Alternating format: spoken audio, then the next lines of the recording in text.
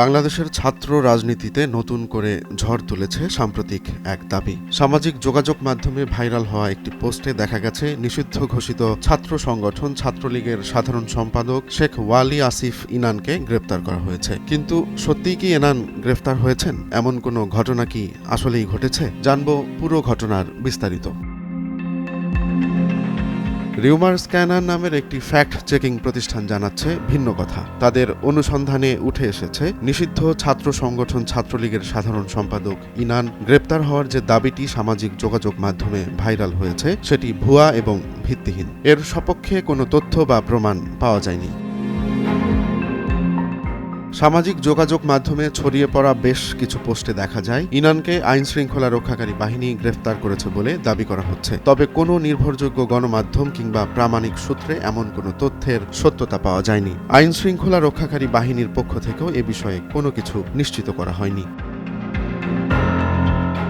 Fact checking সংস্থা rumour scanner আরও জানায়, গত ২১ জানুয়ারি বাংলাদেশের একটি গণমাধ্যমে প্রকাশিত প্রতিবেদনে দাবি করা হয় ছাত্রলীগের সাধারণ সম্পাদক ইনান এখন ভারতের গোয়েন্দা সংস্থা রয়ের তত্ত্বাবধানে আছেন। তবে এই প্রতিবেদনেও নির্দিষ্ট কোনো তথ্য বা প্রমাণ উল্লেখ করা হয়নি। অন্য কোনো গণমাধ্যমেও এ দাবির পক্ষে কোনো তথ্য বা প্রমাণ পাওয়া যায়নি। শেখ হাসিনা সরকারের পতনের পর থেকে ছাত্রলীগের কেন্দ্রীয় নেতাদের মধ্যে অনেকেই আড়ালে চলে যান। ঢাকা বিশ্ববিদ্যালয়ের সাধারণ সম্পাদক তানভীর হাসান সৈকত গ্রেপ্তার হলেও ছাত্রলীগের সভাপতি সাদ্দাম হোসেন এবং সাধারণ সম্পাদক শেখ ওয়ালি আসিফ ইনানের বর্তমান অবস্থান সম্পর্কে নির্ভরযোগ্য তথ্য জানা যায়নি। গত বছরের ২৩ অক্টোবর অন্তর্বর্তীকালীন সরকার বাংলাদেশ ছাত্রলীগকে নিষিদ্ধ সংগঠন হিসেবে ঘোষণা করে। এরপর থেকে সংগঠনটির অনেক শীর্ষ নেতাকর্মী গ্রেফতার হন। ইনান ও সাদ্দাম গ্রেফতারের একাধিক গুঞ্জন শোনা গেলেও এসব দাবির পক্ষে কোনো সত্যতা পাওয়া যায়নি।